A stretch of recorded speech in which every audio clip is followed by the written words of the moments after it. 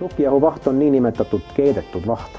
Keedetud vahud vedelast rukki või odrajahust, hiljem ka nisumannast keedetud ja jahtunult vahtu löödud magustoidud on meie köögile ainuomased.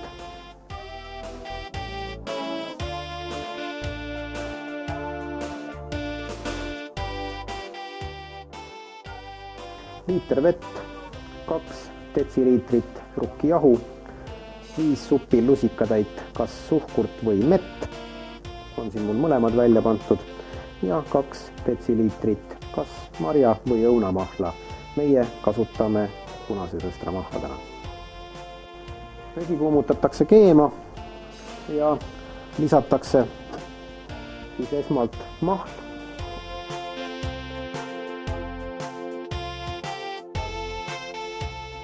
Ja magusaine, kas siis suhkur või mesi, meie kasutame täna mett. Ja enne jahu hulka segamist ootame, kuni see vedelik taas jällegi keema läheb.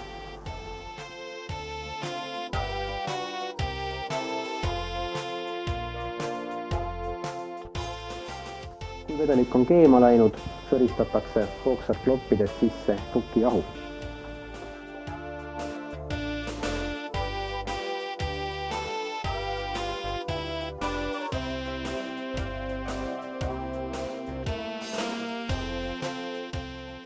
Putru keedetakse tasasel tulel, pidevalt segades umbes 15-20 minutit ja siis seejärel jahutatakse.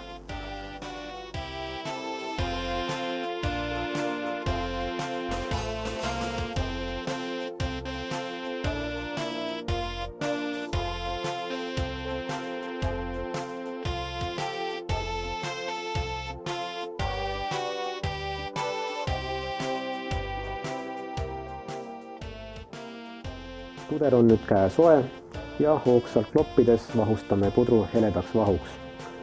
Peale seda antud vaht jahutatakse juba lõplikult.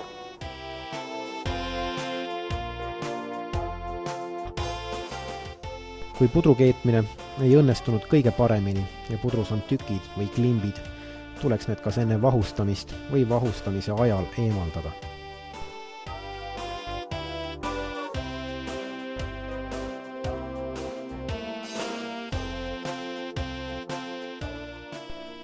Tähelepanuks veel, et kuna vahu puhul on tegemist hästi õhulise magustoiduga, tuleks puder, mida vahustama hakkame, maitsestada tugevamalt kui tavapuder, sest õhuga segunedes maitseomadused langevad.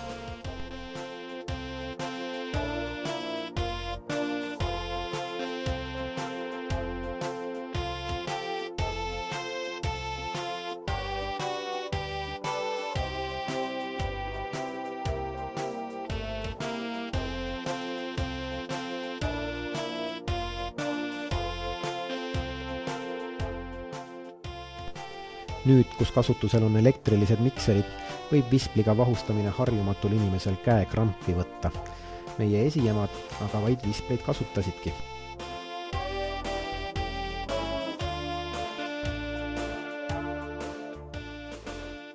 Vaht on nüüd piisavalt hele ja õhuline, seega valmis.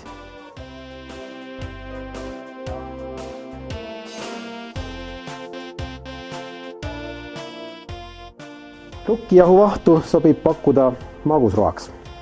Serveeritakse jahutatult 10–14 kraadi Celsiuse juures. Serveerida võib teda nii suurest, sellisest anumast, kui ka eraldi portsjoni pokaalidest. Lisandiks sobib pakkuda täiesti erinevaid asju, alates piimast,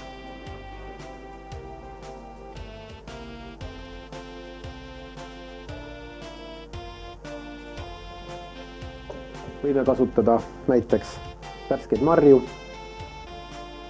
antud juhul jõhvikaid siis. Paneme natukene ka astelpaju peale.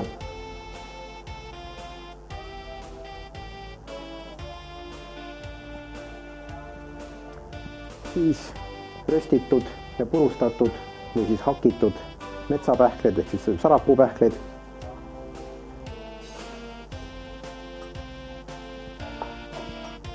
Ka mõnda hapukat keedist või siis marjapüreed.